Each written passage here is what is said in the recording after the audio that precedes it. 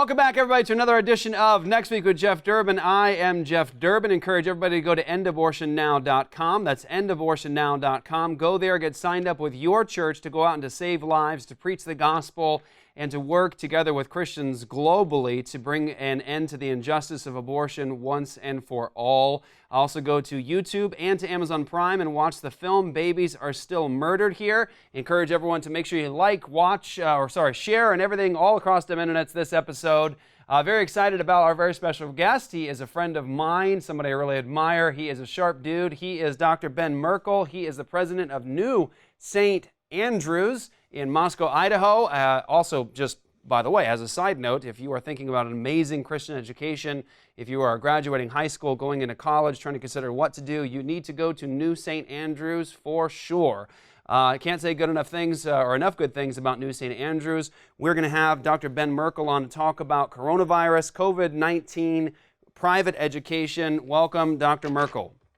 Thanks very much for having me. Pleasure to be here. It's a pleasure to have you again, brother. Good to see you. And just real fast, what's it like in Moscow right now? Are you guys experiencing the same kind of quarantine and lockdown virtually everybody else is across the country? What's it look like in Moscow? Yeah, we've got both the state and the mayor have everybody on full lockdown. It's beautiful outside. It's wonderful, and it's kind of apocalyptic. It's really, really weird. Oh, man. So everything's shut down downtown, Main Street, all that stuff? Yeah, I mean, my office, I'm normally in my office. I'm not here. I'm just here because we're after hours, but the school is still open because we're essential services, I guess, but our classes are all converted to online for right now. Yeah. So that's a good thing to talk about. So there's two aspects that we've been emphasizing over the last couple of weeks. We've been emphasizing that love for neighbor has more depth to it, more layers to it than sort of the common reaction that we see today, and even the usage of that commandment from God to love your neighbor. People say, we need to essentially shut down the global economy, shut down all these services. Those aren't essential services, even though for our neighbors it is essential for their families. But we say love for neighbor demands of us that we're just essentially going to shut down the global economy and show concern for these neighbors who could potentially get sick with this horrible virus, and it is a horrible virus. But what we've been trying to emphasize is that love for neighbor has a lot more depth, has more facets to it than that simple sort of narrow way of thinking of just one direction. Love for neighbor also has to consider the impact this is going to have on untold millions of people when it comes to businesses, private businesses being closed. I unfortunately saw a couple of friends that I know who have closed family businesses already, and we're not talking about a temporary hiatus or closing it down temporarily. They are now done. They're closed. Some of these businesses have been multi-generational businesses, and they are now finished. And so the impact that it's having on those families is devastating. We're talking about people losing their jobs. Saw a report today on the news, 6 million more people this week reported for unemployment in the U.S. And I really believe we're just really getting started with that. So there is a tragic consequence to some of these decisions that are really impacting the community globally. We are seeing, I think, a milder form of it here in the U.S. at the moment just because of the condition of our economy, but it doesn't speak to the kind of impact it has on our neighbors in countries like, say, India, people having to leave the cities in droves to get back to their villages just to be sure they have something to eat, people being beaten in the streets for trying to head to the doctor, just leaving their homes. And so I don't think we've really seen the impact of this on our neighbors, but I think we have to consider just that point.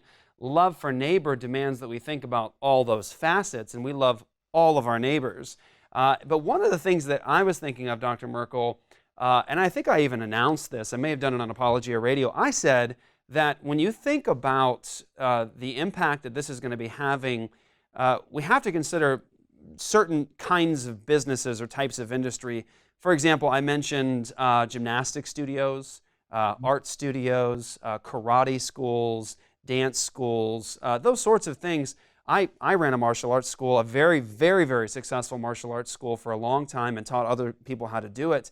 And even with what I know of that industry, as well as good as I could do it, I know that 2 to 3 months shutting down and then people dropping off because they're scared to get sick, you can't survive this if you're in that kind of an industry. And then I also mentioned And that doesn't even speak to the impact that this is going to have on private schools. For example, and I want to hear you speak to this. We homeschool, and we also do a co-op. My second to youngest son, Stellar, is in a classical Christian academy that's actually just started this past year in Arizona. It's a new one, very small, only a couple of teachers and not a lot of students. But they're starting to gain a name for themselves, starting to get more students, and they were more hopeful for next year. When you think about the consequences on this particular local school that started, it's devastating. It's devastating to their dreams, to their hopes, to what they wanted to accomplish. I know that schools like that probably can't survive this sort of a thing. However, I'm sure that there are also ways in which we are seeing the suffering and the tribulation and the trial, and then we're, as image bearers of God, trying to figure out, how do I take dominion over this? How do I defeat this thing or use this for the glory of God? So we know that God is always doing things that are good for His people in the midst of suffering and trials. But I do want to talk to you about this. What kind of impact is coronavirus, COVID-19, and the decisions that we're making in our nation, what kind of impact is it having on private education? Yeah, I mean, I think the impact is just massive. You can't stress enough how much this is changing kind of the face of the way we as a nation work. But the thing is I think that people are mistaking where the impact actually is.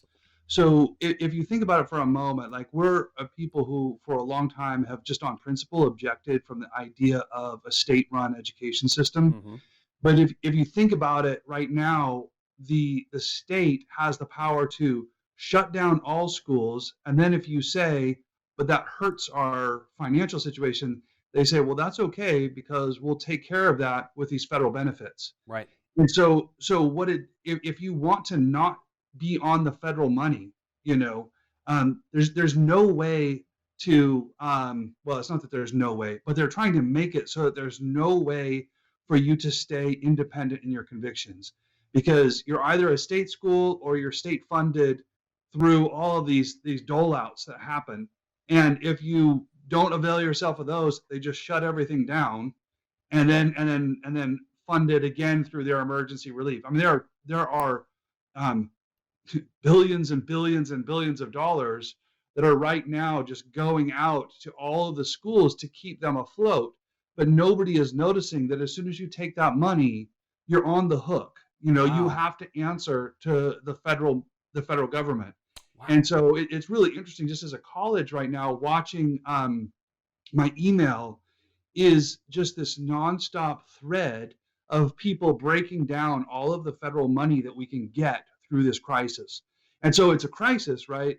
But you would not believe the kind of money that colleges are going to come out on the other side receiving from this crisis. So it's just really an interesting, if you think of it from a power move, you shut everything down, and then only the things that you fund can come back to life. Wow. Right? And so I think it really is an interesting kind of changing the dynamic of the way we as schools are going to work, because we're going to, well, I say we, NSA is not taking any of that money in this relief package. So there will be some schools that will hopefully stay independent.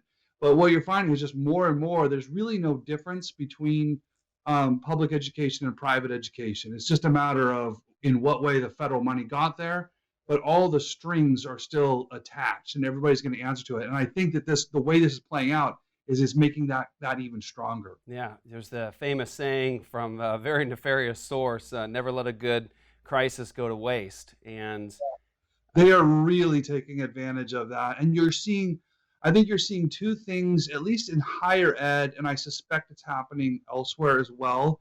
There's two main transformations that I'm seeing happen from this crisis. And that is, first of all, you're seeing everybody pushed more and more into your budget is really about federal money. That's really basically what it is. It's funded by the federal government. So everybody's being pushed to federal money, which will, like I said, it's going to have strings attached. It's going to make you conform to a definition of gender, definition of marriage, all these sorts of things. And then the second piece is you can't convert from an in-person, live, in-class discipleship, mentorship model to a completely wholly online model without lowering your expectations for what this education is expected to impart. Yeah. Uh, so we have been in a long, slow trajectory, downward trajectory of expectations of what education is supposed to instill, and this is just going to be one more piece in that. I so NSA, we've had to switch to entirely online, just kind of on a dime. We had to just turn and do that, and it is interesting because there are some technological aspects that when you're forced to use them, you realize that being forced to use this actually has expanded your repertoire of tools. Right. So I don't want to be a Luddite and say that all technology is bad and you're only learning if you're in person. I think that there are some ways that technology is expanding what we can do as a school, and we will benefit from this time. I already have spoken to my instructors about, and they're describing to me different ways where they have found that just in 2 weeks of innovation, they have found new ways to teach that they say this will actually be something I'll continue using in in-person classes because this actually improved my class. Mm. So there are some benefits to this time period, but those benefits are offset by all sorts of things that you have lost. And education as a whole has come to expect less and less and less of students, and this will just be one really significant step in that direction. That's a powerful point, Dr. Merkel, and I think there's an aspect to what you're saying that also relates very directly and in a meaningful way with the church itself. I've even tried to encourage people very lovingly, very graciously. I've tried to say, be cautious with the arguments you're making right now, because you're making an argument now that is convenient, and you're trying to do things in a way that glorifies God. You're trying with good motives to be helpful, but be very cautious with the arguments that you're making, because 6 months from now, you'll be trying to refute the person who has them coming out of their mouth. For example, you'll see the common thing today in terms of the church's gathering being shut down. They'll say, well, guys, we're the church. We're the church. The church is not a building. I can worship from my living room. And everybody is saying that today. Lots of people are saying that today, not everybody. But that is a common argument, saying, guys, we can handle this. We're the church. It's not a building. And we can do it from our living room together. But it's interesting because the same people who are now making those arguments today out of convenience will be refuting the person 6 months from now or a year from now, whenever we're allowed to gather again by the state. They'll be refuting the person who's making those arguments because they don't want to go to church to gather.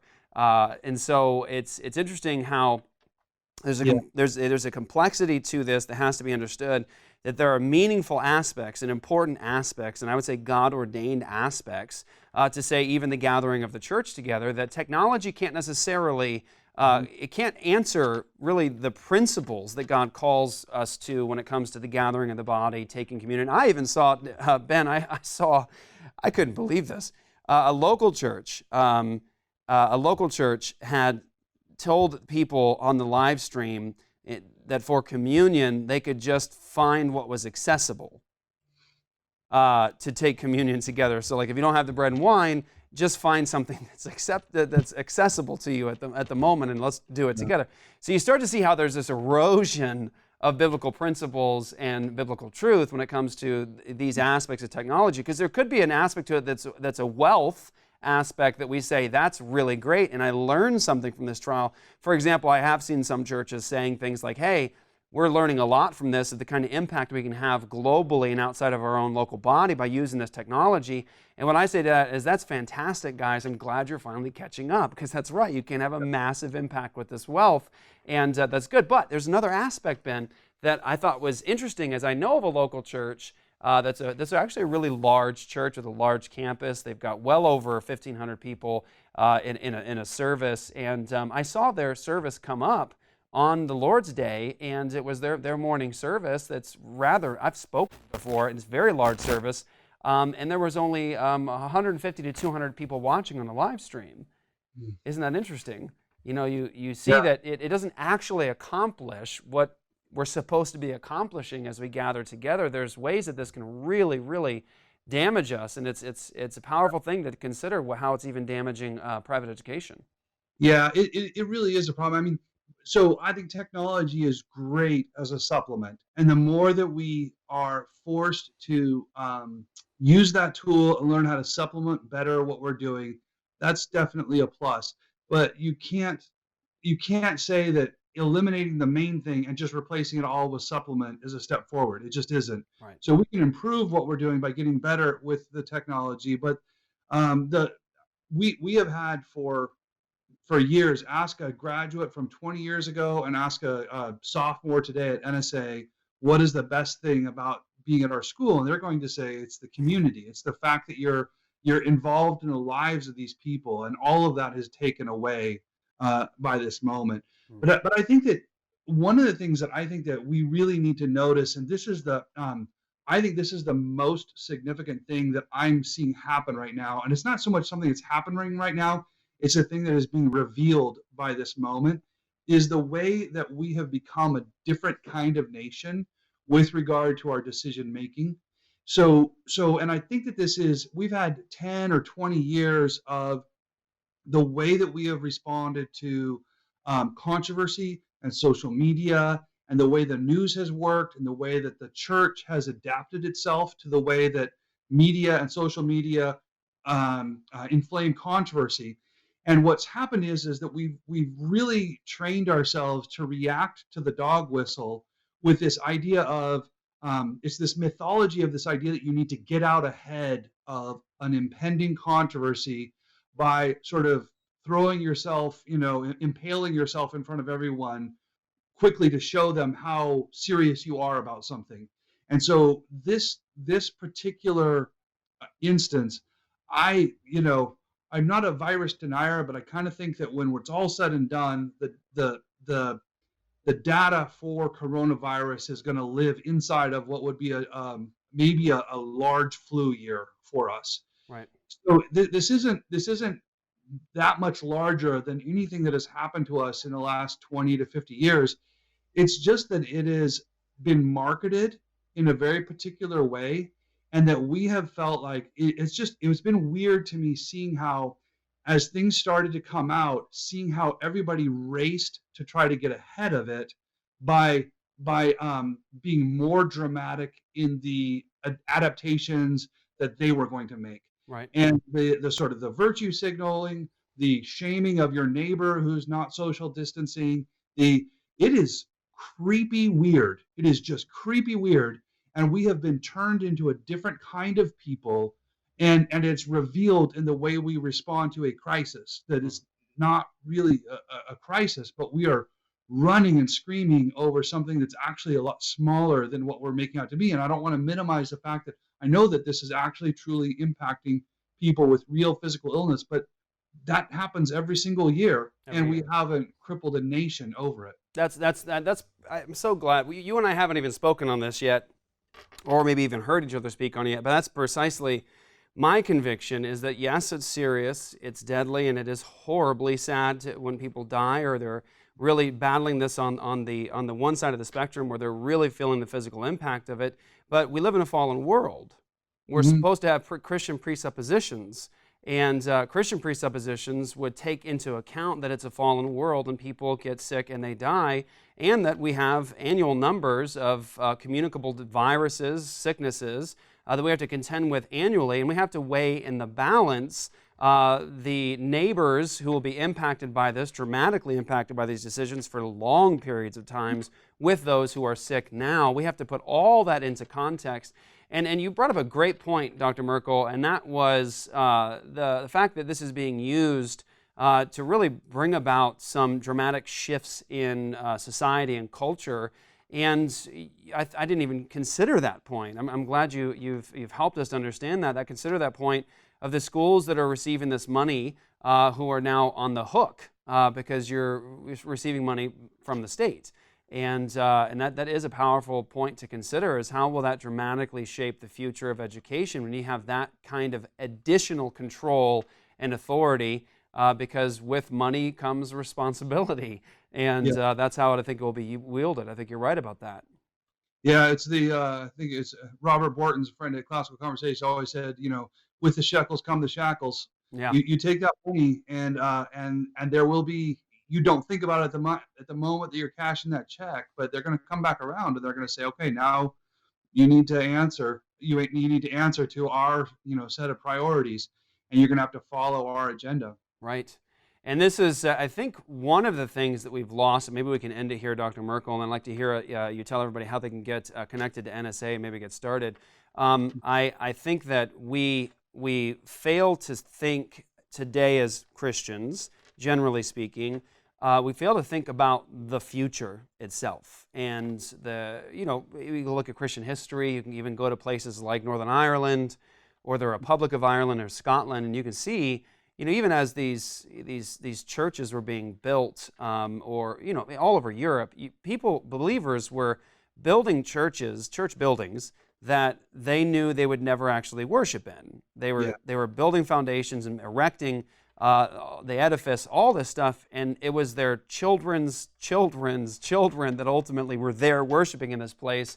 It was this long-term view of the future. They really thought, not that they were perfect people, we never have been, but it's just a different mindset that thinks really more goal-oriented and long-term. And I have been surprised. I have been so surprised, Ben, to see so many people that will talk about, say, even as an example, the check, the government check that's the stimulus for families. Hey, I'm getting my $1,200, getting my $2,400. I got my kids. I'm getting more, and I'm thinking to myself, your grandkids are paying for that.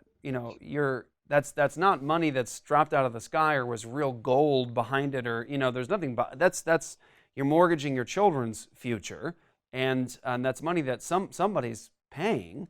And it seems like free money now and a blessing and a benefit now, but it's not free. It comes with a cost. And that cost is either going to be on you in terms of the authority and the power and the overreach the government exercises because of that kind of stimulus, or the consequence is going to fall on the heads of your grandchildren. And we're all going to feel that. And it's sad to see that even the education system is going to feel that too. Yeah. Well, I mean, as you described, we need to be farsighted. We need to be looking to the future. And so at the greatest distance, I think we see the one thing that is the most important. That's the fact that God has promised us a resurrection and that death is defeated. Right. And the fact that people can't see that is why they're so controlled by terror at this moment. And that's the thing Christians need to have driven home again and again and again, is that you serve a God that defeated death. So stop being scared of it. Like, you really have to stop being scared of it. And it's great that we're having this conversation as we look at Easter. I mean, this is the Resurrection Sunday. We have eternal life in front of us.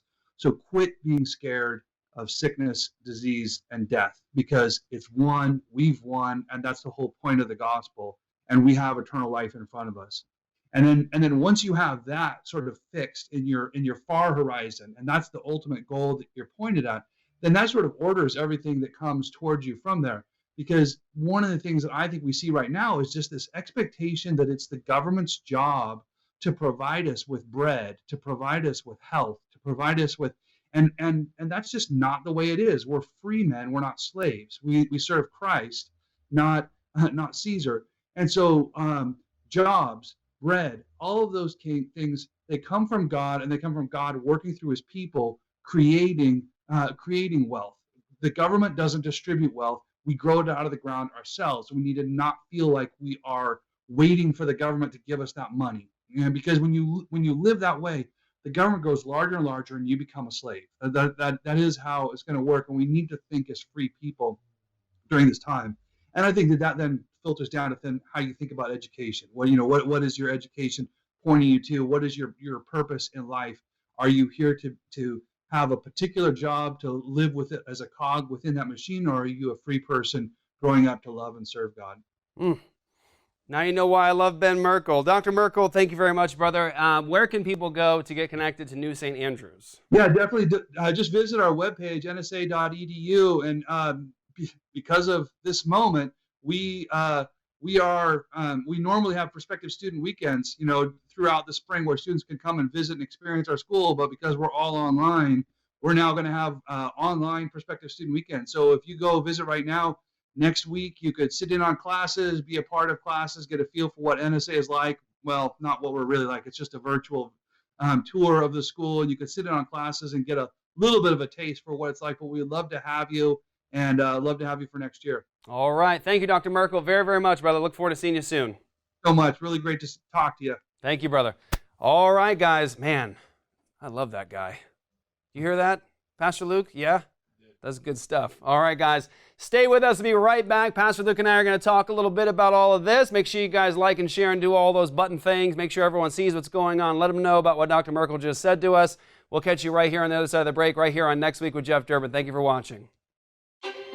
At the Runner Academy, we arm and train emerging leaders to live out their calling in a way that truly honors Christ as the Lord of all things, especially in areas like medicine, law, politics, education, the church, business, and the arts.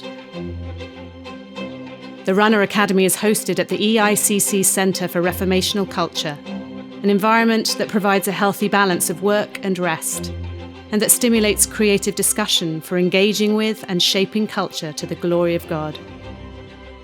On this 24-acre farm and retreat centre, delegates can expect to find challenging teaching, but also fun and fellowship with like-minded Christians who are concerned to recover a vision of God's glory and who are committed to think through what it means to live the Christian life in all its fullness.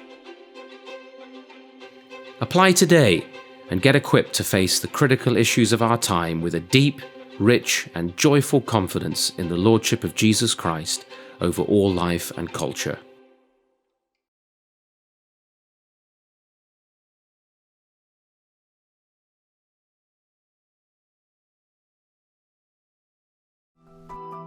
I want their faith to not just be something that stands, but something around which culture can be built. We want students who can think critically about arguments, but also about the culture around them, that can then speak clearly to it, and that also have the ability to influence and shape because of the power of their message. Because that's really what the gospel does. The gospel throws down all the arguments against it. It speaks to the hearts of people, it influences, and it changes.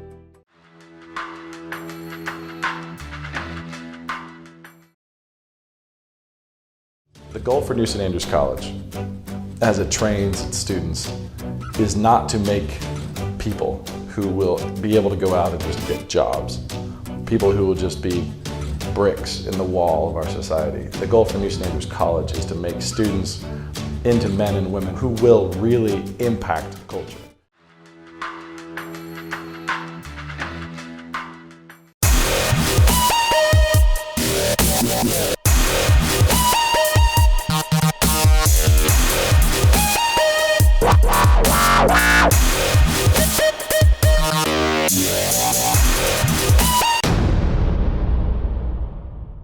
Go to apologiastudios.com, get signed up, partner with us on All Access. You get all of the radio programs, you get the TV show, you get the after show, including Apologia Academy, and you partner with us in ministry, bringing the gospel around the world.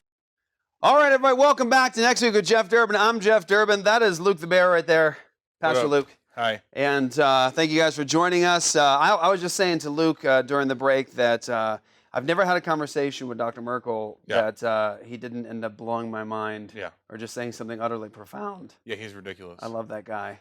Yeah, and he always like, I always laugh because like, if you talk to him not like on camera, he's like us, but like way smarter. Yes. But he's That's really, a good way to put he's that. really funny. He's like us, but he's way smarter. Yeah, he's way smarter. That's good. Yeah. And I heard that his wife makes an amazing, delicious soup. Oh, I've heard that as well. Sage, my son was an NSA, and they used to have like I think once a week they invited all the every week, students yeah. over The to freshmen, yeah. have soup, and apparently my grandson like ate bowls of the stuff and didn't stop. Yeah. I loved his background too. It was his tool shed. Yes, because he's a man. It screamed, "Look at me, I'm a man. I'm a man. I am not afraid of no Put me in corona quarantine. virus." That's fine. I'll build something. That's right.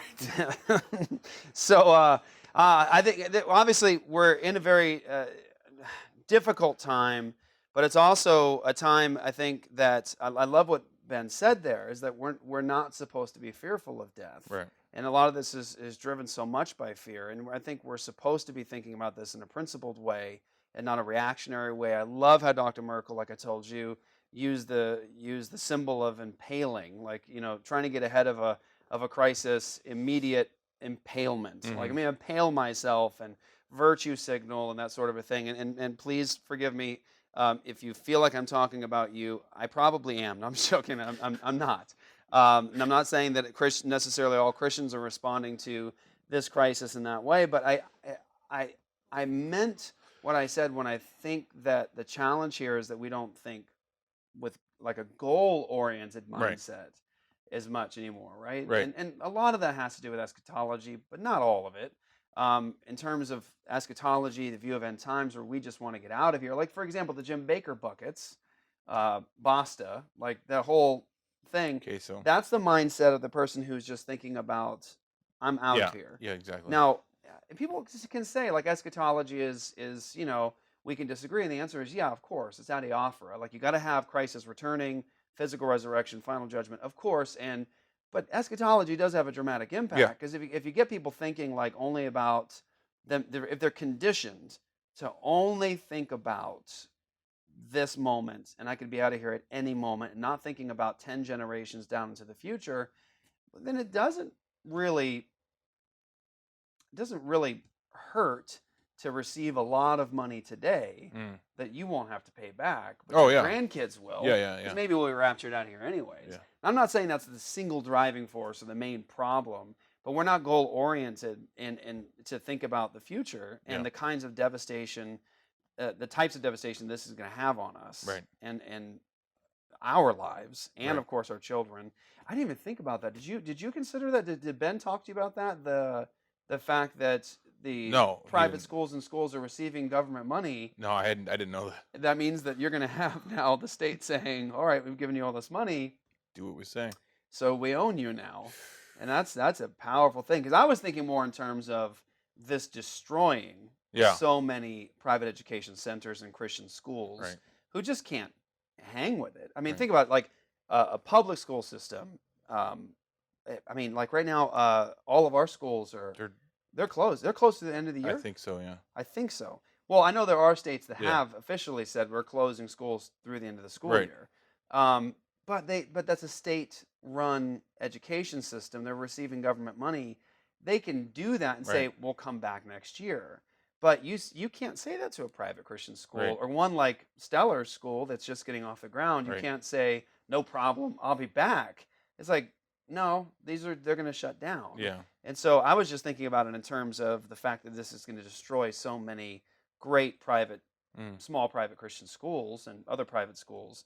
But it's powerful to think about the kind of tyranny that can be wielded over people via cash payments.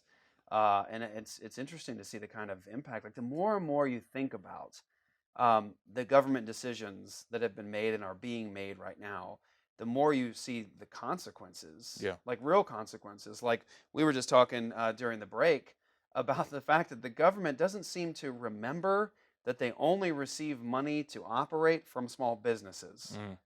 Like it's almost like this imaginary world that's it's a socialist world where they think that government controls and owns, right? Everything. So they some versions of it would say like private property is bad. You shouldn't have private. Everything is government owned or owned by everybody, which means the elite. But we've forgotten that the government is funded by, created by the people. At least in our country, it's supposed to be. And so when you shut down industry, private businesses, you can't fund government, right? I mean, right? Like at a certain point when you see the leak in the line, you're like, this is going to run out soon. Like it's not going to work. You can't operate like this. So the devastation, I think, is going to be very, very far and wide. And I was. Did you ever get a chance to see the videos from India? No, I gotta send you some of those. Yeah, I forgot to look. That's interesting because you think about what we're experiencing. I mean, sometimes you're driving around here right now in Arizona, and at some moments you're like, this is odd. It feels like a ghost town. There's barely anybody on the road. But I mean, it's not that bad. I mean, it's not apocalyptic outside right now. There's not checkpoints here. Not yet, right? Other states are. Other states there are some. People are getting, cited $500 for doing drive-in churches, which is utterly stupid and foolish and tyrannical. But that's us in our economy experiencing this at the beginning. But you look at a place like India, And we're not seeing a lot of the footage, but if you go looking for it, you'll find it. People leaving cities in droves because the only way that they could actually feed themselves, like Dr. Boot was saying, is they make the money for the day and they go to the bazaar, to the market to buy food for the day. Right. And that's a constant cycle. Right. They're always living on the edge. Right. And so when India shuts down a city, all those millions of people go, how will I survive this? I can't. And so they have to actually leave the city now, and they're walking, Joe said, hundreds of miles to get back to their home village so they know that they have a place to eat, which is, it's a terrible consequence of all this, because a country like India is copying the strategy of the West, Right. which is, I believe, a foolish strategy, ultimately. It's not to say, COVID-19 is not serious. It's just to say it's a foolish strategy of handling it. Right. So it's devastating. Yeah, I know you wanted to talk about. Well, I just saw a story before we sat down. Just I think that exposes the hypocrisy, especially in the left. But so the story was Ezekiel Manuel, who is Rahm Emanuel's brother, so former mayor of Chicago, Obama's buddy, and he is Joe Biden's personal advisor for the coronavirus. Huh. Okay, so it's so stupid. So he's saying that he's actually published stuff that says basically that living a long time is also a loss. Like if you live to be old, it's a loss. He's saying, and I know, right? And this is the guy, that's advising Biden on the coronavirus, and so he said he doesn't want to live past 75. So I'm going, wait a minute. Everybody's freaking out. We're shutting everything down because of people over the age of 75 dying from this virus.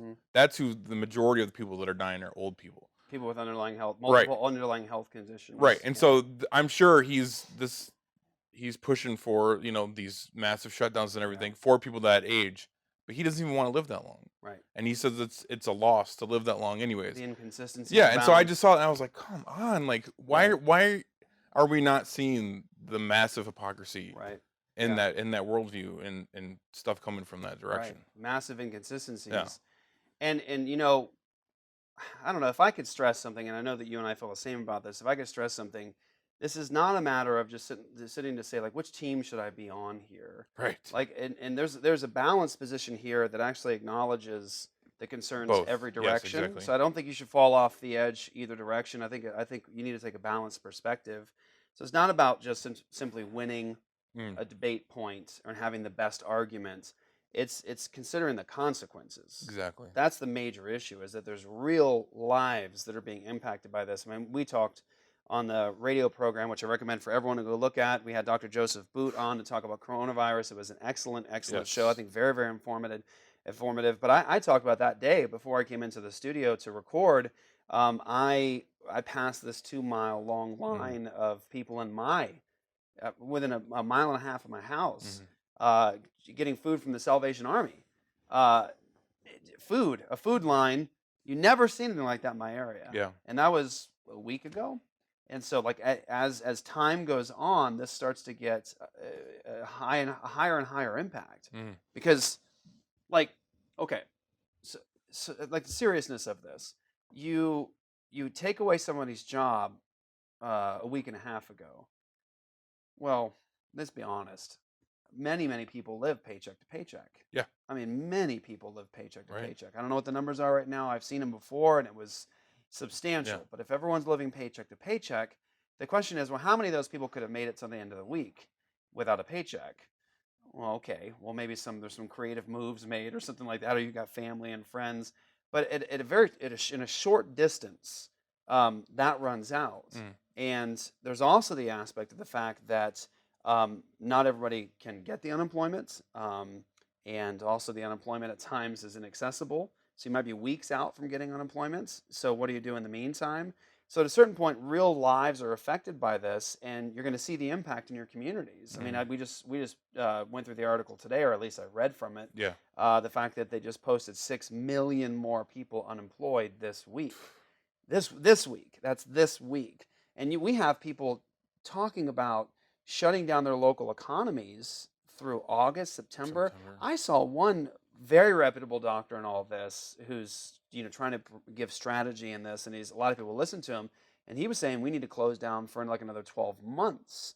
And I'm thinking to myself, you're thinking about this in all the wrong way. Yeah, it's insane. Like, I mean, how do you intend to pull off something like that? Yeah. I mean, it's impossible. It cannot happen without a complete overhaul and reconstruction of society as we know it. And that overhaul is not going to come with principles and conditions that match God's righteous standards, like private property, business. Like it or not, capitalism is from God. Yeah. All it is private property and labor, work. Those are biblical principles. But you're going to undo all that, and you're going to affect a lot of people. It's going to damage people. It may be seen by people as like a jab, but did you see how many people posted pictures of the lines at Costco and all the stores, and they said, "Here's a glimpse of Bernie's America," or "Here's a glimpse of socialism." Like, I hope you're liking what you're tasting because this is socialism. As much as some people probably intend that for harm, like I'm just trying to jab somebody. It's true. It's true. Yeah. Like if you don't believe me, look at the food lines in Venezuela or in Cuba. We've talked before about that incredible documentary clip. I wish that when I had seen it, I had like recorded it or put it somewhere so I could draw from it again. Because I think Vice did it, but somebody went to Cuba and just like spent time in Cuba doing a little documentary. And they went to get a sandwich, like in a major city center. And when they went to get a sandwich, they go into the sandwich shop and they had to wait because they didn't get their daily delivery of meat from the States. And all there was ham sandwich. Yeah. Ham sandwich. That was it. And there was like numerous workers in there. Yeah. They're all just standing around because they're waiting for their daily delivery. And there was like nobody there to get sandwiches at that moment. But that was what they had to offer in this city center, was a sandwich shop with ham sandwich. Yeah. Because that's what you get. Yeah. It's amazing because people talk about the future and we need to save lives and we need to have all these hospitals operating and doing a great job, and medicine, all these different things. It's like, do you know what created that medicine? Do you know what created those hospitals? Well, first and foremost, it was Christianity that created the hospitals. And the medicine itself and all the technology only came about because of a thriving economy. People were able to go to school, to study, to invest money in new technologies. That didn't happen because of the government. Right. That happened because of private industry. And it's like, and also, when the government is talking about how to fix the situation, and they're saying things like, we need to do vaccines, and we need the medical community to jump in and help us, and we need more masks and more gloves. It's like, and who's creating all that stuff? The very industries and private businesses that you're shutting down. Right. And so at a certain point, when you cut off the water supply, people die. Yeah. And so that's the point, is that you're thinking about this future you have to protect, but think about it as like growing a garden. I need to grow a garden. Well, there's certain things that have to happen with a garden in order for it to grow. You've got to have organic waste. You've got to have the right soil. You've got to have the sun. You've got to make sure enough water gets to those plants and those certain sort of things. You can tell I've been learning from Wade recently. He helped me build my garden in my backyard. Oh. Yeah, I didn't tell you that, did I? Wow. I built a garden. Is it going to last? Yeah. Actually, he taught me a lot of stuff. Awesome. I've actually been talking to him about putting trees in my yard. It took 2 full days, and I mean 2 full days of a lot of labor, breaking ground, raking rocks, and soil, and organic waste, and it's just a lot of stuff, and watering, and make sure we have the right things that can work through this part of the season. But even thinking about that, like you're thinking about establishing a garden and something where you want to get fruit from it. Yeah. Well, there's a lot that has to happen for that to work, so that you can have fruit 6 months from now or 4 months from now. And the point is you're not going to have a garden growing in society with fruit to pull from if you're not putting all of the essential elements into it. And what the government has essentially done is they've said, okay, we need the future to be this beautiful garden where we can gain fruit again, but we're going to make sure that we don't have the proper things for this to grow. We're going to cut off the water supply, and all you're going to have eventually 4 months from now is you're going to be going to a bed full of just rotted leaves. Yeah. No fruit. and we're not thinking about that. Yeah. And the danger I feel, and I know you and I felt a big impact from this because we've still been meeting for service. Yeah. We're still worshiping. We're sanitizing the whole location before and after. There's hand sanitizer.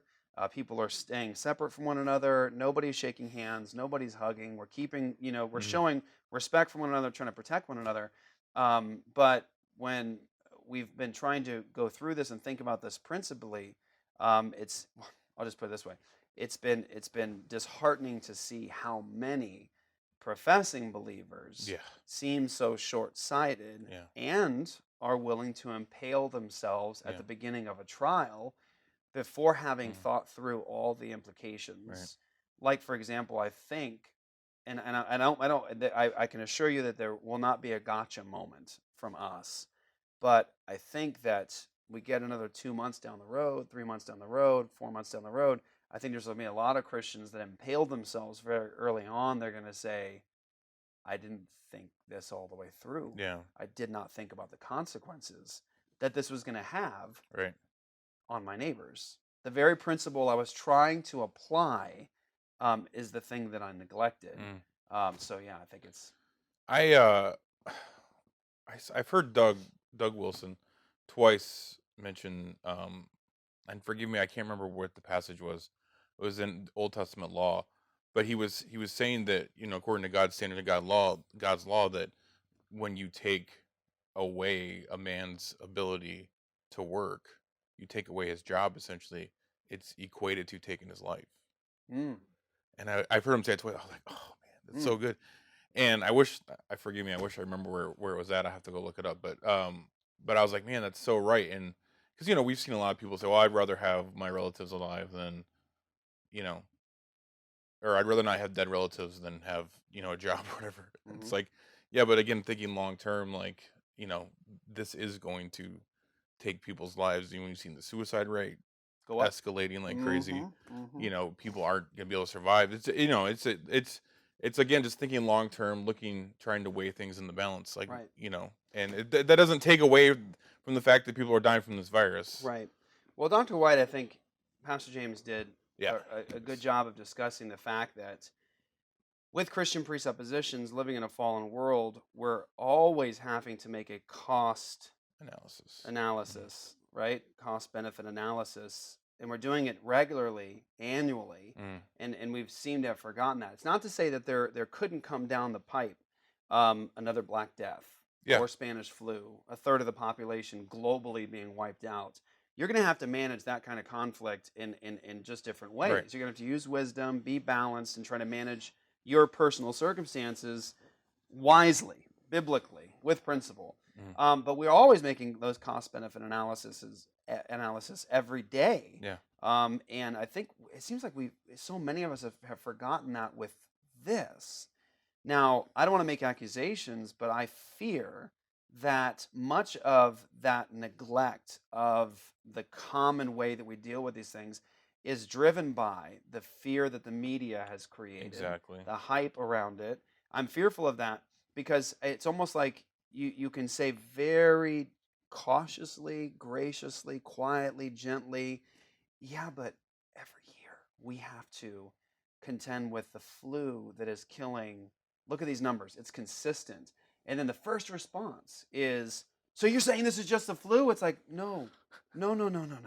I'm saying, don't we have to be consistent and think principally? Because we're always making that analysis. We're always saying, well, every year a lot of people are just dying from the flu, but we still have to have our jobs. We've still got to be cautious and not try to spread it. We've still got to feed our kids. Yeah. And have these businesses. We're always doing that. But why? Why with COVID-19? Why not? And everyone says, well, because it's super deadly and it's highly contagious. Right. But the global numbers are all consistent.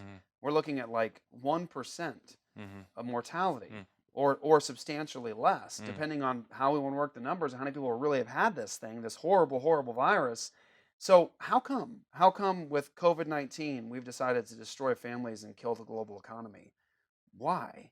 And my fear is that it's driven by fear. It's fear, yeah, absolutely. It's driven by fear. Absolutely.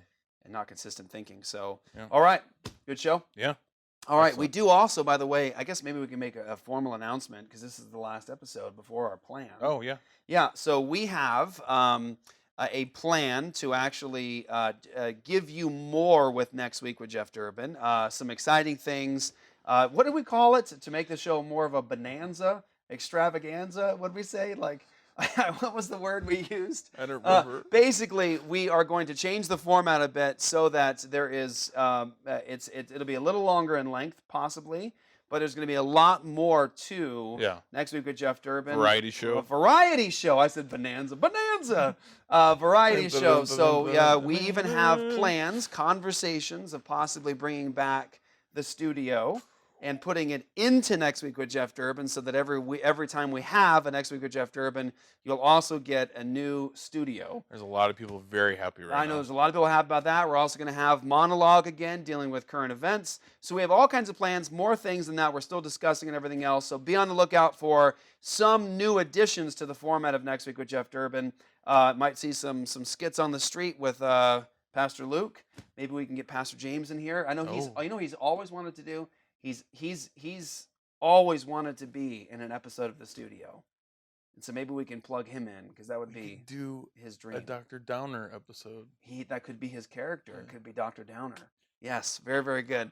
All right, guys, We're thank you giving so much away for our watching Next Week with ideas. Jeff Durbin. We'll catch you next time on Next Week with Jeff Durbin, where it's going to be the Bonanza Extravaganza Variety Show. Thank you for watching. Don't forget to go to endabortionnow.com. Go there, support the work and ministry there, but also go there to sign up with your church to get all the free training, get all the free resources, and everything you can get from Apologia Church to get your church out there to save lives and to bring the gospel into the conflict of abortion. Thank you guys so much. Catch you next time on Next Week with Jeff Durbin. Thank you.